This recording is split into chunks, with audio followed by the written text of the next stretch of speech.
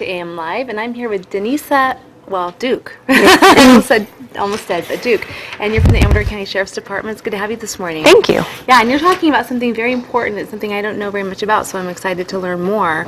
This is the taking back, or people can drop off their prescription drugs and all that. So tell us more about it. Okay, so 3 years ago, the DEA decided to open up a program partnering with local law enforcement to provide a safe environment for individuals in our communities to clean out their cabinets, their drug cabinets, and have a safe way of disposing their unwanted, unused, or expired prescription drugs, as well as over-the-counter drugs. Yeah, absolutely. And, you don't think about that, but I would imagine that could be quite an issue, especially you have people who do abuse drugs, prescription drugs, and getting rid of them safely like that. Absolutely.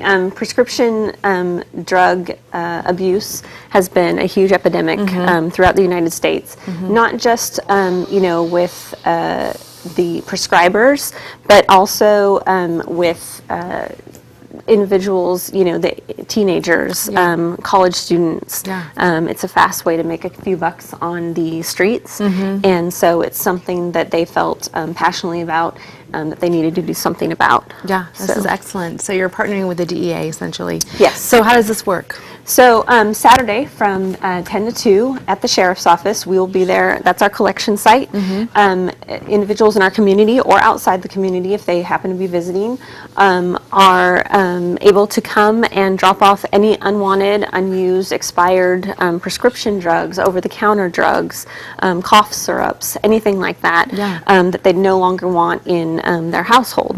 And it's a great way not only to prevent them from making their way to the streets, but if you have, mentally challenged individuals living with you, if you have dependent adults living with you, if you have small children living with you, it's a great way to prevent any type of accidental poisoning, overdoses, things like that as well. And then what is done with them at that point?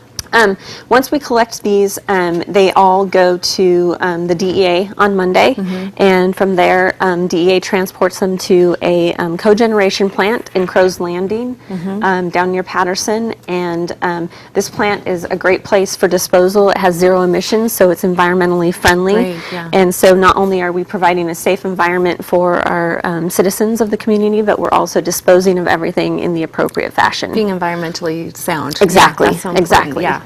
You can't just flush them down the toilet. No. Yeah. No. And I think that's what people do a lot. Well, unfortunately, for a long time, that was considered the right way. The right way, because it was preventing anybody else from getting a hold of them. Unfortunately, with all the environmental impacts that it imposes on us, with that, our watershed systems, we certainly don't want to damage or cause any ill effects to those. And so this is a great way to do this without damaging any part of our environment. Absolutely. And will you be participating in this yourself? I will be out there. The only thing that we will not be accepting are any type of sharps. Basically, obviously needles for any the obvious reasons. However, our waste management department with the county does provide a couple days a month.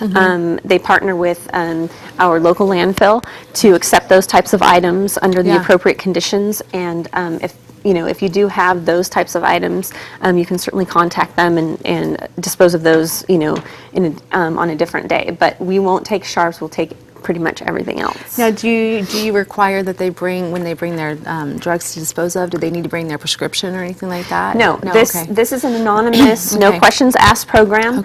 You drive up, we have the bins out, you put everything into the bins yourself, and it's as simple as that. Great. Great. It's a great program. It really is, So tell us again the dates and the time and the location and all that. We will be out Saturday, October 26th at the Sheriff's Office from 10 a.m. until 2 p.m. And we'd like to see everybody there. Great program.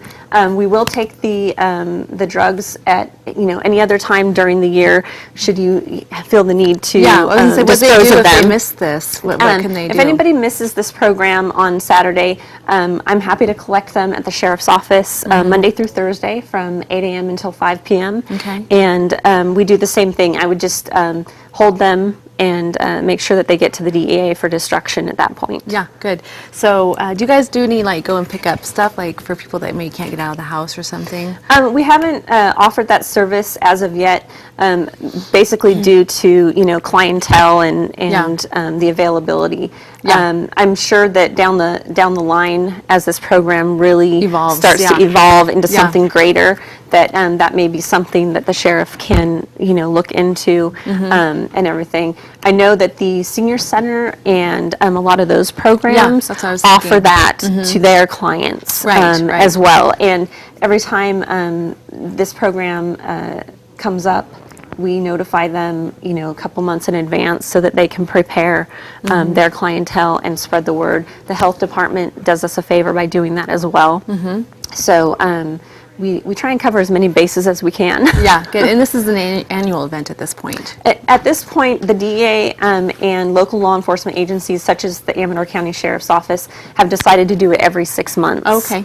Yeah. Good, So it good. kind of gives everybody a chance. Spring cleaning and then getting ready for winter and cold and flu season when you're cleaning everything out. Yeah, starting over, yeah. So yeah, I mean, I was just reading on the bottom here that it says the Sheriff's Department recognizes the importance of community involvement and urges the citizens to take a stand against drug use and illegal prescription drug use.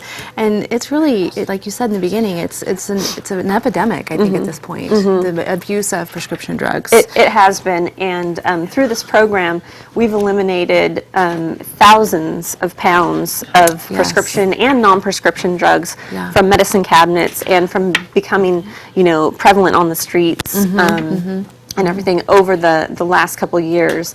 I believe that last year, or last April, just in April, Americans across the United States turned in over 371 tons. Oh my gosh, tons? Tons. Whoa. So, and I believe that equivalates to something of 742,000 pounds. Oh my gosh. So if you can imagine, Whoa, that's crazy. Yeah. I can see where.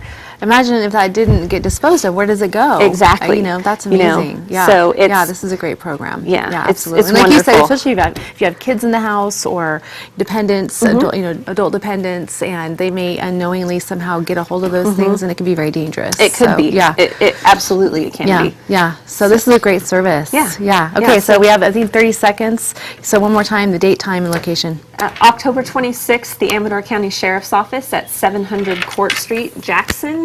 And if you have more questions, you can call 209-223-6500. And we're going to be out there from 10 to 2. Thank you so much for being on Thank today. you. We appreciate you. Have a great Okay, day. we're going to head over to Richard Forrester for the supervisor's update.